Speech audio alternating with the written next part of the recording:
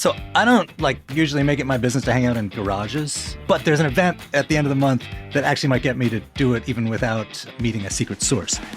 The Garage Racing National Championships are back Saturday, February 22nd in Arlington's National Landing.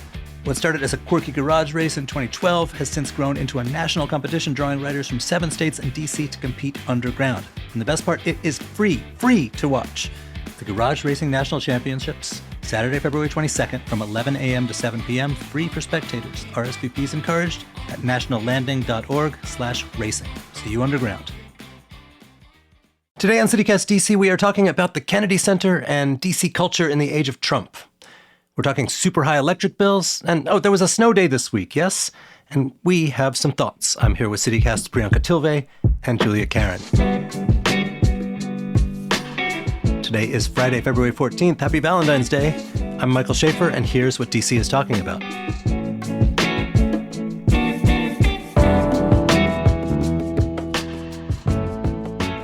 Hey, Julia. Hey, Mike. Hey, Priyanka. Hi there. All right, so you guys, this seems a little bit superficial given that the situation where a lot of people in Washington, workers for the federal government, contractors for the federal government are worried about their jobs. The hold on the so-called buyout offer, the fork in the road offer, was lifted by a judge. So that is moving forward. The Trump administration has also issued an executive order calling for major cuts in the federal workforce. We don't know a lot of details yet. We will next week, and I'm sure we're going to be talking about it. Can I just say one thing about that buyouts ruling? Yeah. It drives me wild that the ruling was paused for so long, and then the pause was extended for a few more days even. And in the end, the judge just says, actually, I can't rule on the legality of this. The plaintiffs just aren't the right plaintiffs. They don't have standing. Yeah. Yeah. And so it's just it's so frustrating that we went through all of that for the ruling to ultimately be determined on a technicality, essentially. Welcome to legal land, where everything is a technicality and why everything takes so long. That's frustrating, obviously, for this case. But, I think it's becoming quite clear that one of the reasons the Trump administration wants to reduce the federal workforce, you don't actually get that much budget savings from it because the major drivers of budget deficit are entitlement programs. But it is this sort of standing. It's that they view this federal workforce as people who are able to do things like file suits that would stop other, legally iffy things from happening. So the question of who is entitled to go to court and say this is illegal is actually a pretty relevant one. I know when lawyers say standing, a lot of people's eyes glaze over, but it actually suddenly matters, Exactly. Yeah, no, that's fair. I don't know, maybe we all have standing to talk about the Kennedy Center because it is, in our town, it's a place you maybe go for shows and stuff like that. Last Friday, Donald Trump abruptly said he was going to sack a bunch of the appointed board members. And his board has always had it's been made up of a bunch of fancy people, a lot of politically connected people, a lot of deep-pocketed people, none of them, whether they're Republican or Democrat, particularly arty. I mean, there are always some prominent performers, but it's, it's mainly Washington famous, high-minded people. He gets rid of all the Biden appointees. He names himself chair, which is unusual for a president. And then this week, this reconstituted board fired the director of the Kennedy Center. She was on her way out anyway. She'd announced her retirement. They were looking for a new director. The new board installed Rick Grinnell, who was a Trump foreign policy guy, very much a Trumpist insider. And they say it's because the Kennedy Center was too woke. They said there were some drag performances, which is so weird because if you hang out with people in the sort of more low to the ground DC theater and culture scene, they've always sort of rolled their eyes at the Kennedy Center. It's... Yeah, the Kennedy Center is the most conservative of the theaters we've got. And look, at reality, they made under Rudder, Deborah Rudder, the now fired director, they've made some moves. There tonight, Valentine's Day night, there's a go-go concert there. That probably wouldn't happen a few years ago. So even that amount of tiptoeing into the world of culture as, creatives make it is maybe endangered. But I think a lot of people read this as sort of the bigger sign of chilling around, any arts stuff where there's a single nickel of federal money involved. Yeah, I mean, it also kind of just like seems to line up with the Trump administration's general attacks on DEI. And it kind of sucks to see it happen on such a granular level in our city. And that's one of the ways that DC is unique, right? Like we see the Trump administration calling for DEI changes across the country, obviously, but he doesn't have the power to so directly change things in other places as he can here. And it sucks to feel like we don't have control over that. Well, right. And you know, a lot of cultural institutions, like high cultural institutions everywhere, began their lives as like repositories of like European fine art and, you know, performances of opera, mostly by Europeans and so on. And the move, you know, in the last years has been like, you know, let's get some more Americans up in this joint. Even if you don't say a word about DEI, that's always going to be more diverse. You know, contemporary Americans is always going to be more diverse than like 19th century French people.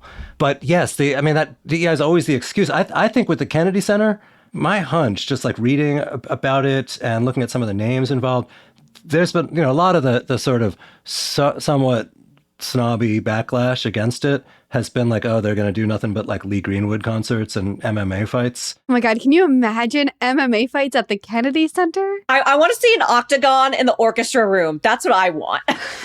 I actually think this is more about like Manhattan-y, sleazy stuff, but, you know, like fashion shows and kooky, you know, gondola, you know, attractions and stuff, more than the kind of red state stereotypical stuff that has been made fun of. Trump is, you know, ultimately a guy who grew up in the shadows of Manhattan and has a sort of Broadway idea of glamour. Again, it's like, look, it's a federal institution, but it is still troubling to have the programming be directed by elected people and not outsourced to people who ostensibly know what they're doing, either commercially or artistically. I interviewed Maria Goyanes, who runs the Woolly Mammoth. This is one of the, like DC's edgiest theaters, and she was like appreciative of like the uncertainty of the moment. But she did say, you know, I don't think she was being Pollyannish, but it was a sort of smart point. She said, look, it is in the abstract, it's really good to have a president of the United States who cares about theater. I'd love to show him around. I don't know the Woolly Mammoth Theater is the one that he's going to really be a fan of. I also don't know that he actually cares about theater, but okay. Apparently he's a Broadway show guy. But look at, you know, I then I looked at their website and they've got a lot of sort of DEI inflected statements there about values and aspirations and stuff. And it's exactly the kind of stuff that's like waving a red flag at the bull of the MAGAs. But she did point out, like, one of those statements says we want to reflect political diversity here too. So, you know, obviously if you're running a theater, and in their case, well, I think most of their money just comes from like putting butts in seats and like providing nourishing, excellent content to theater goers, you do need to manage this moment in a smart way. I am very curious to see what that results in. If there are extremely conservative shows happening at Woolly Mammoth, my mind will be blown. The thing, I got to say, I wrote about this in my column this week, and I'm curious what you guys think. The thing I found more frightening than the Kennedy Center this week, I mean, maybe because I'm an old DCer and I'm accustomed to thinking of the Kennedy Center as like kind of a federal appendage. So we've talked about this on the pod before. In May, World Pride comes to DC. It's like one of the biggest LGBTQ festivals in the world. It's supposed to bring 3 million visitors to DC. It's like a big shot in the arm for the hospitality industry, and of course a bunch of civic-minded local companies lined up to be sponsors. One of those companies is Booz Allen, the consulting firm, big federal contractor. It abruptly pulled out as a headline sponsor, and apparently this is because they are afraid that simply sponsoring the Pride Festival is going to get them crosswise with the Trump DEI executive orders, which apply to federal contractors.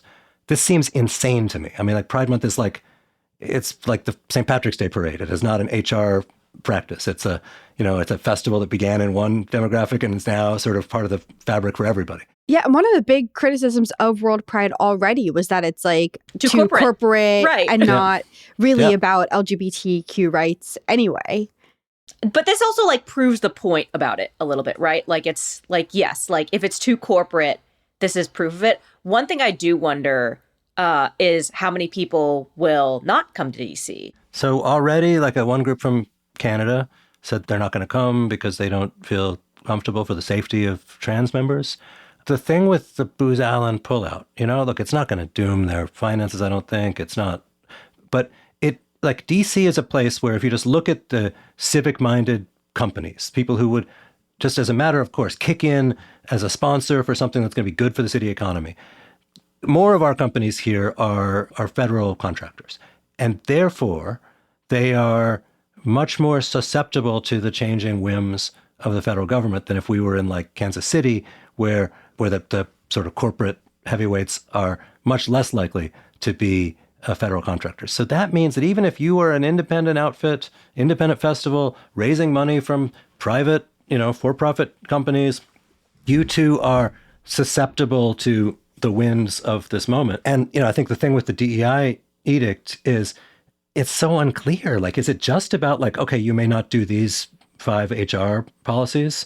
Or is it like, oh, you can't even sponsor a festival that's for LGBT people? Yeah, I mean, and that's kind of been like the calling card of this administration, just putting out these sweeping, general, confusing, vague orders, and then let's see how people respond to them. Right. And it creates this culture of fear. And so like the National Security Agency, it has I don't know if you guys have been, I haven't, the National Cryptological Museum. Maybe we should take a road trip there. So shortly after this is last month, shortly after the DEI executive order, there are plaques there about like trailblazing women and people of color in cryptology. And they covered them up because of this order. Now, this sparked a backlash and they uncovered them, but it just speaks to like people who are presumably fairly bright about these things, are unable to determine just what the line is. And that may be, that may be intentional, but it for Washington, for people who put on culture, even culture that has nothing to do with the federal government, but need to go raise money and, acquire, space, get permits and stuff. There is a sense of like, wow, this is close, even if it's not like the Federal Museum of something. And I think that's like it's going to be a major theme in the next couple of years. Yeah, the impacts are far reaching and we really don't even know quite how far at this point. They're also about to, and we don't know what it's going to say, apparently have some order involving crime, graffiti, homeless camps, dismantling homeless camps in D.C. We've talked about this. A huge amount of the open space in Washington is federal property, meaning the U.S. Park Police or other federal forces can do what they're going to do. They don't need to get a say-so from the mayor or what have you. So that, a huge amount of the stuff that you might graffiti probably is on federal property. And, we don't know the details of it. There's been a lot of rumors. I think this is going to be another sort of flashpoint between city and feds, and probably a flashpoint where the opposing Trump is going to not make for great politics because he's going to be able to say, like, look, I'm just trying to like clean up the city or clean up or what have you. Yeah, we'll have a full episode on that sometime next week after the executive order is officially signed. But yeah, definitely something we're watching.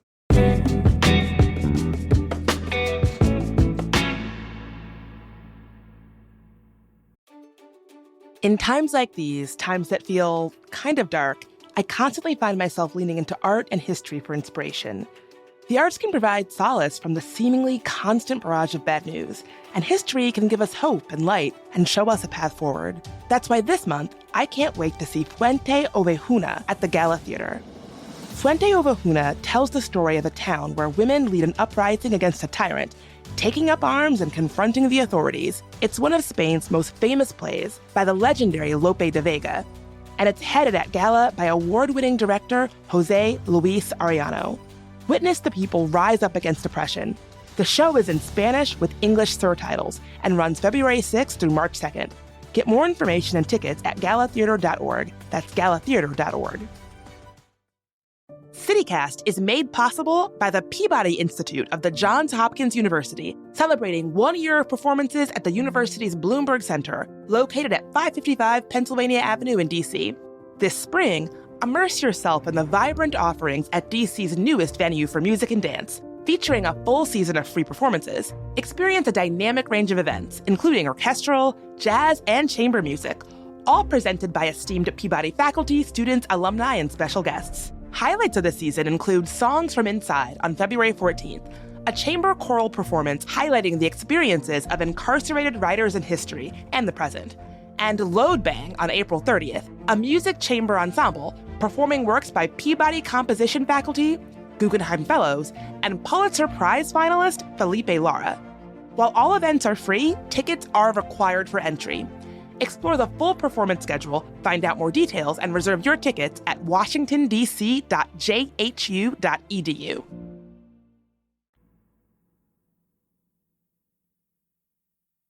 All right, so Priyanka, there was also a bunch of conversation online this week about PEPCO bill increases.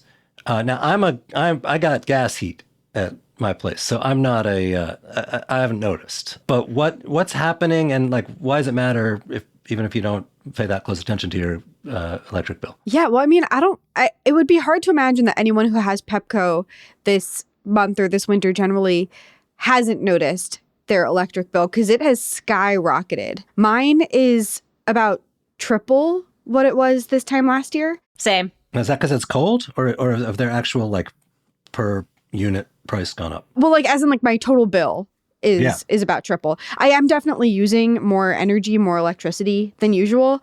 Part of the bill has also just actually gone up, like the rate has gone up, which is the distribution side. They call it their commodity rate. It's basically like the rate that they charge for delivering electricity to your home. That's gone up probably about like $15 to $20 for me. So it really is the supply end that has skyrocketed.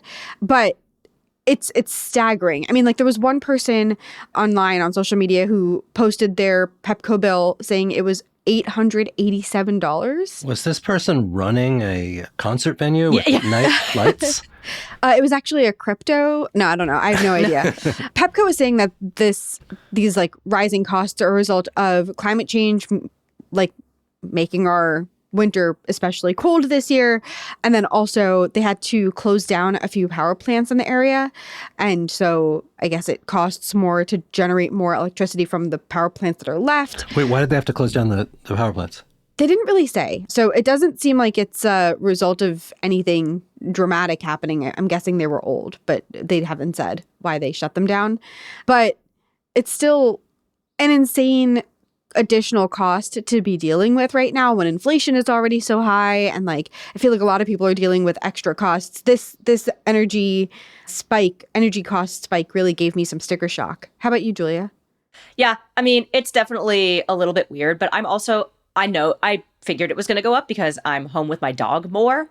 And because of that, like... Your dog is constantly running the refrigerator, huh? Yes, exactly. She just wants snacks all the time. No, it's because the lights are on more often. And so because of that, it's like, oh, like, yes, that's a little increase here and there. Yeah, I mean, I guess when I first saw the tick up in energy costs, and like this is a conversation that me and my friends have been having. I got text from a few different friends being like, did your bill go up like crazy? Because my bill went up like crazy. It was my instinct to blame PEPCO and be really angry about it. As it is for everyone in the DC metro area. But looking at what PEPCO says my usage is, I seem to be using like at least a third more energy than I did last year. So basically my point is, before you get too mad at PEPCO, maybe look at the stats and see if your energy usage actually bears out.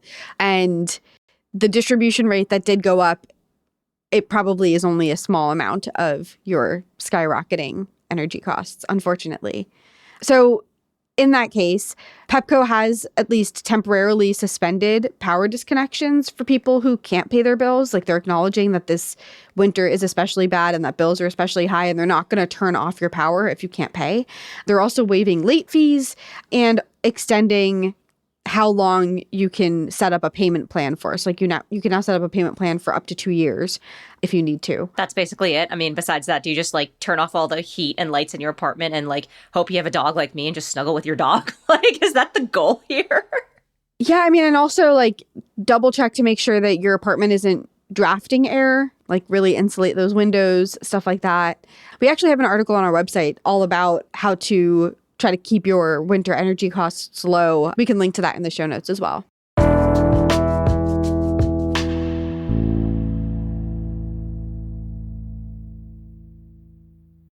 This is an ad from BetterHelp Online Therapy. We always hear about the red flags to avoid in relationships, but it's just as important to focus on the green flags. If you're not quite sure what they look like, therapy can help you identify those qualities so you can embody the green flag energy and find it in others. BetterHelp offers therapy 100% online, and sign-up only takes a few minutes. Visit BetterHelp.com today to get 10% off your first month. That's BetterHelp, HELP.com. You know what's smart? Enjoying a fresh gourmet meal at home that you didn't have to cook.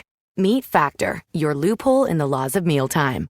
Chef-crafted meals delivered with a tap, ready in just 2 minutes. You know what's even smarter? Treating yourself without cheating your goals. Factor is dietitian approved, chef prepared, and you plated. Pretty smart, huh? Refresh your routine and eat smart with Factor. Learn more at factormeals.com. And that would have been some pretty good advice, particularly this week, because on Tuesday night it snowed. And a lot of schools and other things got closed. The government even sent people home early on Tuesday. They'd announced this in advance. What I was amazed by, and like, Julia, you're watching this stuff. Like, I went out, I walked the dog at like 7 a.m. on Wednesday. Streets beautifully cleared. DC did a great job, at least in my neighborhood. And I live on a tiny little street, which is and should be like the last street to get cleared in DC. And even it was okay. So it struck me that you know what would be really easy right now? Taking my children to school. Like, even if they couldn't walk, which they can. How would your kids feel about that, though, Mike? I'm not good. But it's like, what's the point of putting all this work into clearing and plowing the streets if we're just going to close anyway because we have a culture where people think, if it snows, you ought to get a day off, which is, fine. But, if that's the case, maybe don't. Maybe cut the budget for street clearing because no one cares. To be fair, DC also doesn't have the best track record for clearing all the snow. No, it does not. It's probably partially hey, it snowed, I want a snow day, but also, hey, it snowed, I don't trust that the city's going to get its act together. Yes, there is a flavoring of that. There's also a general culture of if it snows 2 inches, it simply just shuts the city down. And because we got around 4 to 6 inches, I think the motivating factor here was, well, that's enough to shut stuff down. Schools preemptively closed early on Tuesday because they were worried that it was going to snow early and then the kids wouldn't be able to get home because people would have to navigate in the traffic and all that stuff. I think this was a, hope for the best, assume the worst situation for most of these schools. I remember you talking about last time there was a snow, Fairfax County, one of the biggest school districts in the country, was closed for a week. What did happen this time? Who closed and then what, were they open 2 days later? What went on? So the deal is that basically everybody closed. A bunch of schools did online learning. Mike, I believe your kids were in that group where they had to do online learning. Yes? How'd that go? I mean, fine, but not great. And, just the weird memories of COVID time. I think a lot of schools will have a maximum number of actual day off snow days and then correct. And then pivot into online learning, which is, nobody's idea of fun, probably particularly the teachers. Yeah. Were they given real assignments, or was it kind of just virtual learning for the sake of saying that we didn't shut down for the day? I feel sort of in the middle. Look, if you're a teacher, particularly with older kids, a lot of the stuff is not going to be rote class discussion. It's going to be we're going to read and discuss this. So why don't we do the reading now? I don't think anyone pretends it's analogous to being there in school. Yeah, it's not. It's so not. That was the whole problem with COVID learning and seeing our literacy rates fall. So on Thursday, a couple of schools basically had delays and stuff to go back, but everybody was pretty much yes, the streets are clear enough. We're all good. But there is a point at which schools are going to have to make up some of these school days. There's a legally mandated set number of days you got to be in school. And basically, we are approaching the limit in some jurisdictions. So DC, if it hits the limit, would go into the 4th week of June. When I read that, I was like, that could not be. Oh, my God. No. Pass. Ugh. That sounds heinous. Basically, they've already bumped the last day of school from June 17th to 20th. So if there's more snow and they get more delays and more school cancellations, you might have kids like getting out of school like June 30th or something. This feels like a giant like sociology experiment. Like, Yes, it is. like the marshmallow test. You know? Hilarious. Honestly, Wait 10 minutes. Yeah, exactly. If you're wondering about the other schools, Montgomery County is going to have to use the scheduled makeup days that they have allotted. They have canceled school enough where they have to make those up. Virginia, when I was looking into this, is bonkers. They have 10 days that are specifically set aside in Fairfax County for this kind of stuff, for specifically like weather inclement stuff. They haven't hit that marker yet, which I cannot believe if they've been shut down all this time. Arlington has 13 of these days, and they've only used 3 of them. That's interesting. I wonder if they've just been using a lot of delayed openings and early closings, because I feel like I keep reading about Arlington closures, but maybe it's not been like full days off. Yeah, it might not be full days off. It also might be if they've instituted some remote learning or something like that, or if they've subbed out like teacher development days, if they've just swapped it to be like a school day to replace it, then that day doesn't get affected. It's bonkers. Interesting. All right. Well, listen, Priyanka, Julia, I hope you guys stay warm this weekend. But not too warm so the bill doesn't go up. Right. Keep those windows closed. But yeah, enjoy the long weekend. We're off on Monday for President's Day. So we won't have a podcast or newsletter come out that day, but hope everyone enjoys the long weekend.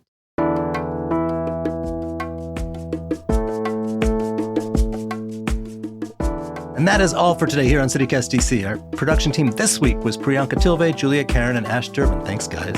Newsletter editor Kayla Cote-Stemmerman wrote our fabulous newsletter, Hey DC, this week. And our hosts are Bridget Todd and me, Michael Schaefer from Politico. Music is by Alex Roldan. If you enjoyed the show, why not write CityCast's name in one of the fast receding banks of snow in your neighborhood? We'll be back Tuesday morning with more news from around the city. Bye.